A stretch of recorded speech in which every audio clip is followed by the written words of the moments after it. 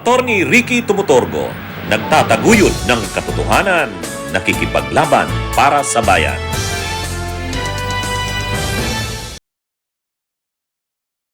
Mga kabunyog, mga kababayan, magandang araw po sa inyong lahat. Welcome po sa isang namang episode ng ating pong bagong segment, Ang Take Ko, Attack ni Attorney Ricky Tumutorgo. Mga kabunyog, napapanood niyo po ako sa aking mga bagong segment na ito. Sa atin pong YouTube channel na Attorney Ricky Tumutorgo at sa ating Facebook or Meta page na Attorney Ricky Tumutorgo. Kung hindi pa po kayo nakasubscribe sa YouTube channel kong ito, subscribe na po kayo. Kung hindi pa po kayo nakafollow sa ating Meta or Facebook page, follow na po kayo. Mga kabunyog, mga kababayan, gumawa ako nitong regular kong itong segment kasi maraming nagme-message sa akin, Attorney, anong take mo dito sa issue na to? Attorney, anong take mo dito sa pangyayaring ito? Yun. Kaya gumawa na lang ako ng aking regular na segment, Ang Take Ko, Attack ni Attorney Ricky Tumutorgo. Mga kabunyog, may bago umanong ebidensya. May bagong inilalabas na ebidensya kontra kay PBBM tungkol sa kanyang pagkakasangkot sa mga anomalya sa flood control.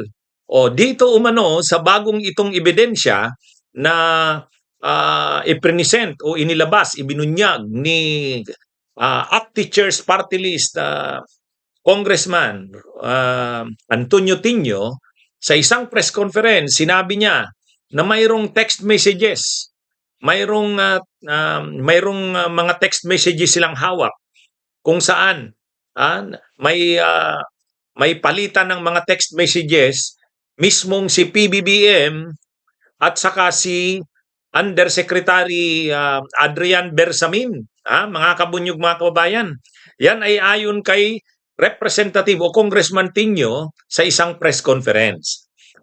Ito rin ang naging subject ng interview kay Congressman Egay Erese ng Liberal Party. Sabi ni Congressman Egay Erese,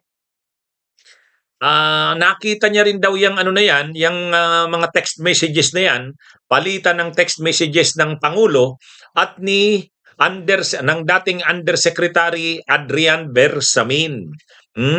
Ang laman ng nasabing palitan ng text messages ay tungkol nga sa pag-deliver ng kickback, ng mga kickbacks doon sa mga flood control projects. Alam naman natin na itong si Undersecretary Adrian Bersamin ay kontrobersyal dahil ito yung tinuro o binanggit ni dating DPWH Undersecretary Bernardo na ito anya ang kanyang kausap. Ito rin yung tumanggap ng diniliver niyang mga pera. Umaabot ng bilyon na pera dito kay ito ang tumatanggap ng mga kickbacks. Pero ito umanong mga kickbacks na ito ay para sa Pangulo, kay PBBM. Itong si Adrian Bersamin ang tumatanggap kasama yung isa pang undersecretary na si Trygib Ulaybar. Kaya kontrobersyal talaga itong si Yusek, dating Yusek Bersamin. Ito rin ang nababanggit ni Saldico sa kanyang video, yung kanyang in-upload na video. Kaya lang siyempre, ang pagkakaiba kasi dito, hindi naman mabigay ni Saldico ang detalye kasi hindi naman siya umuwi sa Pilipinas. Pero ito umanong text messages na ito, ang laman ng text messages na ito ni dating Yusek Bersamin, Adrian Bersamin, ay nire-report niya sa presidente na nai-remit niya na ang kung ilang bilyon, 7 billion ba, 2 billion, basta lahat ng remittances niya, tinitext niya. Tapos may sagot umano ang presidente, receive. Receive. 8 billion. Ito ang laman ng conversation sa text ng dalawang opisyal, ang Pangulo ng Pilipinas at si dating Yusek Bersamin. Itong si Yusek Bersamin, Adrian, ay grandnephew ito ng dating Executive Secretary Lucas Bersamin. At ito rin yung pinaniniwalaan na bagman. Parang lumalabas ito ang bagman eh. ito yung inuutusan ng presidente at ito rin yung dinadaanan kapag may ibibigay sa presidente. Na kickbacks. Kaya ayon kila Tingyo, ito umano ay matibay na ebidensya. Kung hindi lang daw pinatay ang impeachment doon sa Kamara, sa Justice Committee, na ipipresent sana nila itong mga ebidensyang ito. Yan din yung sinasabi ni Egay Erese. Nakita niya daw yung mga text messages na yan, at ang nagpakita daw sa kanila niyan ay si Batangas Congressman Leandro Libeste. Kaya si Leandro Libeste ang source ng nasabing mga text messages. Kaya lang, hindi naman nagsasalita na tungkol dyan si Libeste. Magbabiyahe na yata sa ibang bansa. Hindi natin alam kung totoo ba ito. Wala namang confirmation si Libeste kung totoo nga ba na mayroon siyang hawak ng mga ebidensya na yan. Pero sa ngayon, ang nagsasabi na may ganong ebidensya laban sa Pangulo at kay dating Yusek Bersamin ay si Congressman Tingyo at saka si Congressman Erese. Ayon din kay Congressman Egay Erese, mayroon pa anyang CCTV. Mayroon pang mga video galing kuha sa CCTV kung saan pumunta si Adrian Bersamin doon sa bahay ni Libeste kasama ang ilang abogado. Kasi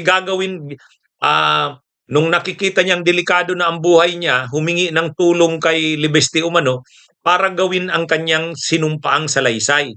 Kaya may video umano niyan na pumunta ito doon sa bahay ni Libeste.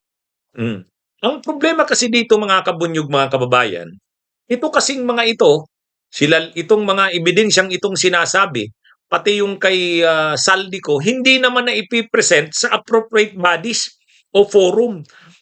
Matibay sana yung mga ebidensya na yan kung naipipresent. Kung yung kay Saldico, umuwi siya dito, present niya yan. Kung itong sinasabi namang ebidensya na hawak ni Libeste ay maipipresent din, kukumprontahin, ipapatawag si dating Undersecretary Adrian Bersamin, yan dapat yung ginagawa dyan. Kasi matitibay na ebidensya yan. Kaya lang kung hindi naman na ipipresent, wala rin. Pero ang sinasabi naman nila, Congressman Tingyo, gusto nga daw nila yung i-present. Kaya nga dapat daw sana nagpatuloy yung impeachment. Ang problema, binasura na eh. Nabasura na yung impeachment, tapos na. Dismissed na yung impeachment kay PBBM. Na-trigger na yung 1-year bar rule. Hindi naman pwede na uling mag-file ng impeachment tapos ipipresent yung mga ebidensya na yan. Yun naman yung sinasabi ng kampo nila Congressman Tingyo at Congressman Egay Erese. Bakit daw naman kasi pinatay kaagad yung impeachment? Ipipresent naman daw sana yan kung nagkaroon ng hearing. Anyway, mga kabunyog, mga kababayan, hindi natin alam kung ano. Ngayon, may mga sinasabi na parang magmo-motion uli na i-reconsider yung pagpatay ng impeachment kasi gusto talaga daw nilang i-present yung mga ebidensya na yan laban kay PBBM. Wala pang comment ang Malacanang tungkol dito. Abangan natin kung ano ang comment ng tagapagsalita ng palasyo na si Yusek Claire Castro. Ito mga kabunyog, mga kababayan, anong take ko dito? Kakasuhan o kinasuhan na nga ba? Kasi nung isang araw si Topacio nagsasabi, kakasuhan nila si Soto. Indirect contempt. Indirect contempt daw si Soto. Mukhang nakasuhan na. Saan kakaso? Sa Korte Suprema. Anong kaso? Indirect contempt. Indirect contempt. Bakit gusto nilang kasuhan si Soto o bakit ikinaso nila si Soto ng indirect contempt sa Korte Suprema? Dahil dun sa comment ni Soto.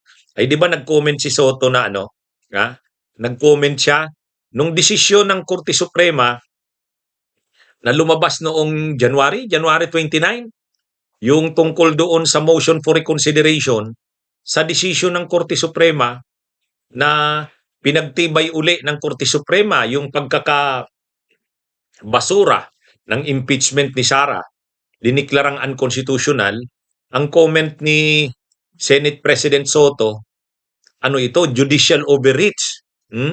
Kasi ang lumalabas dito, parang ang ginawa ng Korte Suprema, gumawa na sila ng mga rules ng batas tungkol sa procedure ng impeachment na hindi naman dapat trabaho yan ng Korte Suprema. Ang nangyarian niya, judicial legislation. Hindi na ito hindi na ito maganda. Parang ang nangyayari, judicial overreach.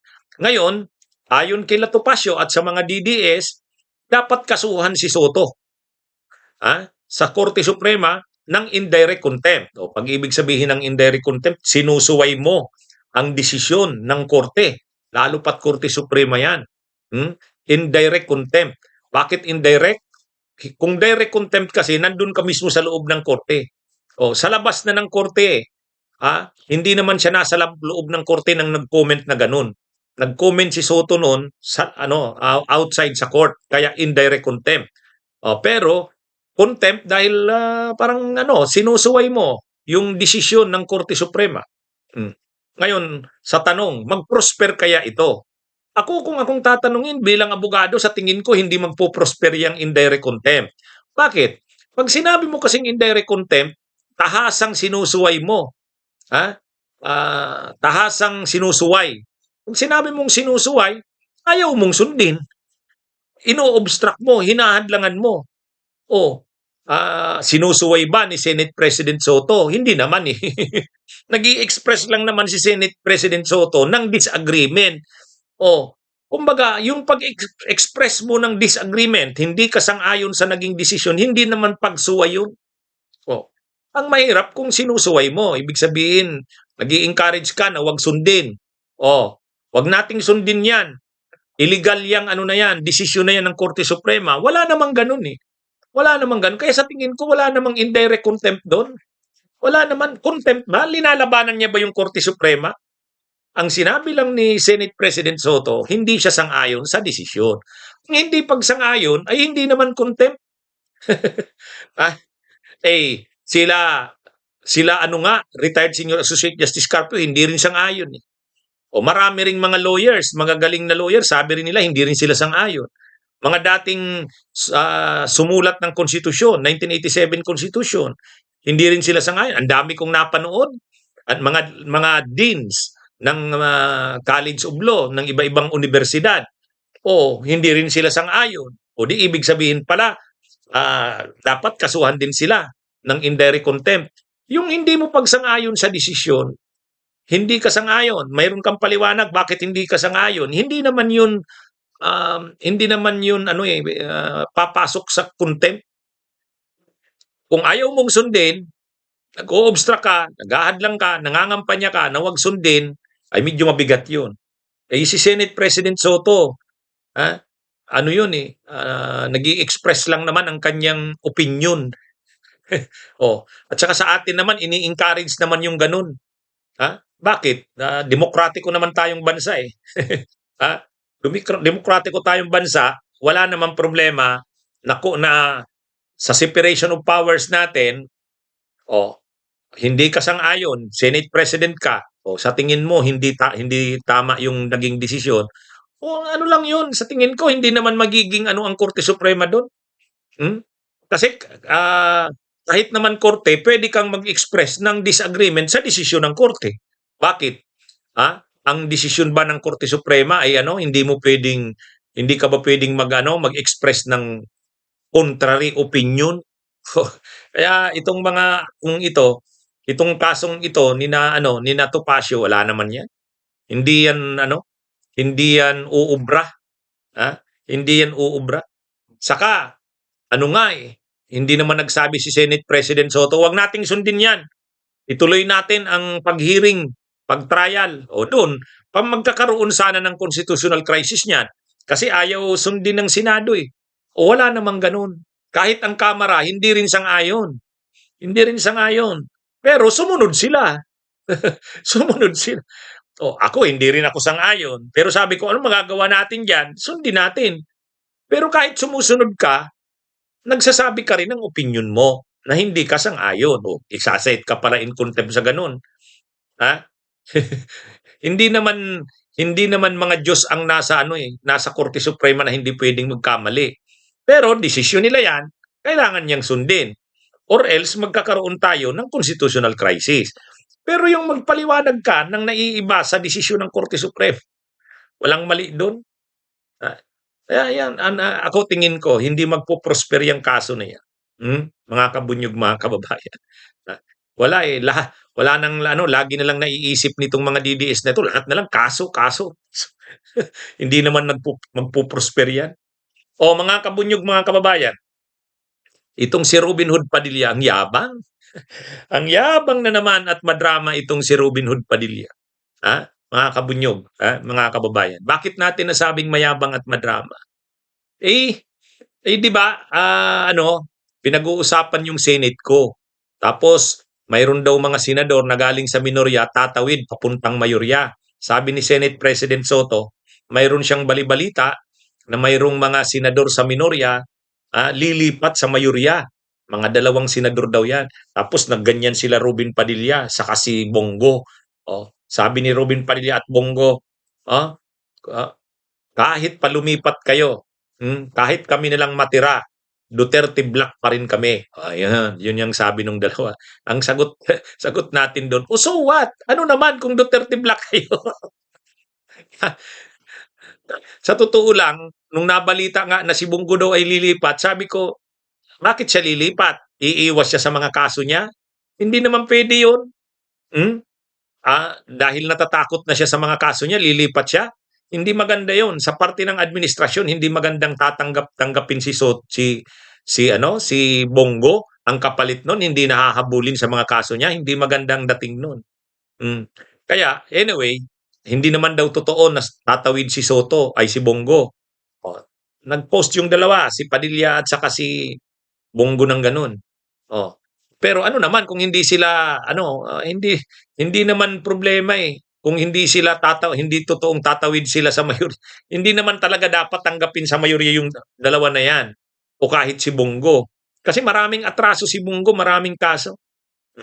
Anyway, yung sinasabi ni Padilla, mayabang kasi si Padilla, sabi niya, hindi naman kami bubutuhan magna-number one.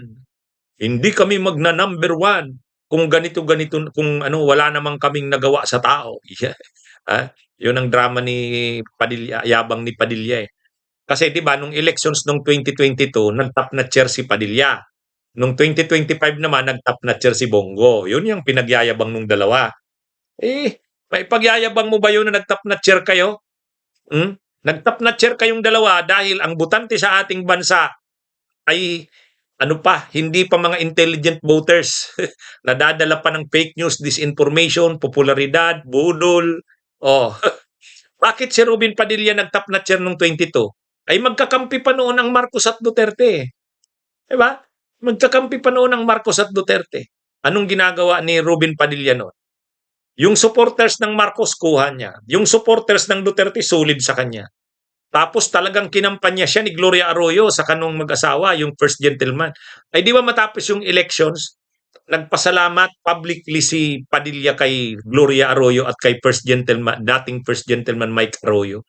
Bakit? Sabi niya, ito ngayon ko lang sasabihin sa inyo, ang laki ng tulong ni FPGMA at saka ni dating first gentleman Mike Arroyo. Tinawagan nila yung mga kilala nilang mga politiko sa iba-ibang probinsya, syudad sa buong Pilipinas. Ikinampanya ako. Isa pa, nagpasalamat din siya kay Chris Aquino. Kasi yung mga kakilala daw ni Chris na mga politiko, yung mga liberal, dilawan na mga politiko, tinawagan din daw para dalhin si Robin Padilla. Kaya kumbaga, nag-top na chair si Robin Padilla dahil dinala siya ng halos lahat. Marcos, Duterte, Arroyo, Aquino. Kaya sabay pa niyan, siyempre artista ay sa ating bansa, pag artista ka, nung panahon na yan na 2022, hindi pa nakikita ng ating mga kababayan na wag na, isuka na yung mga artista na yan. Pero ngayon, nung 2025 election, sinusuka na ang artista kaya hindi na nanalo si Philip Salvador, hindi na nanalo si Bong Revilla. Yun, hindi na nanalo yung mga artista. Bakit hindi nanalo? Dahil nakita na nila, wala ring nagawa si Padilla.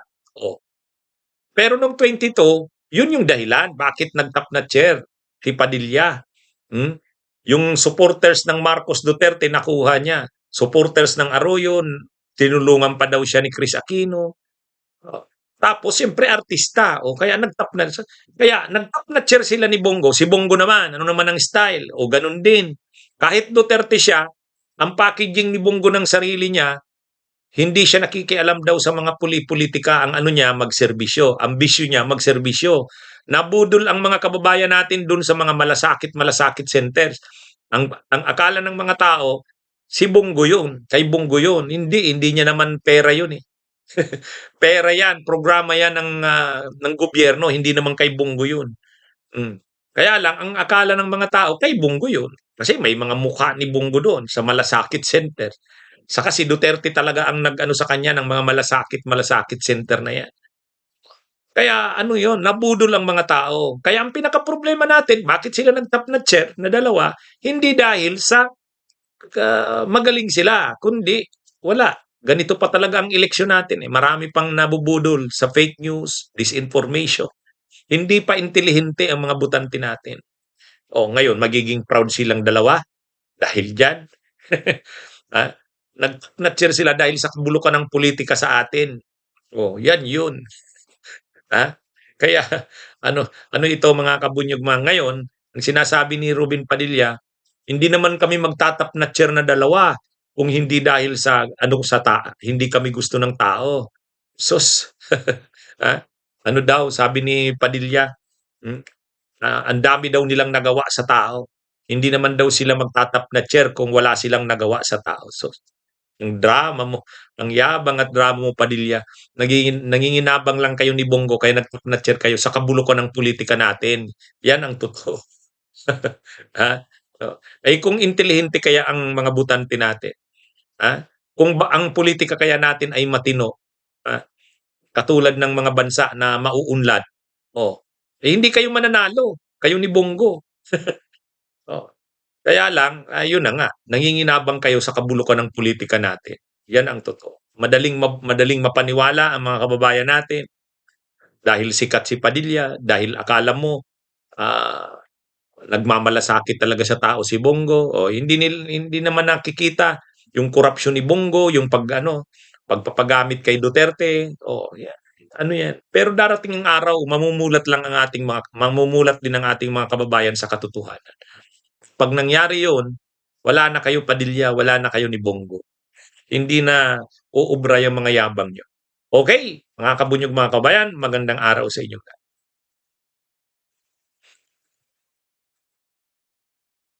Bunyog, bunyog, halikan na kasama ka. Bunyog, kapag buklod ay may pag-asa. Luzon, Visayas, Mindanao, isa ang pananaw. Sa bagong Pilipinas ang bunyog isisigaw. Bunyog.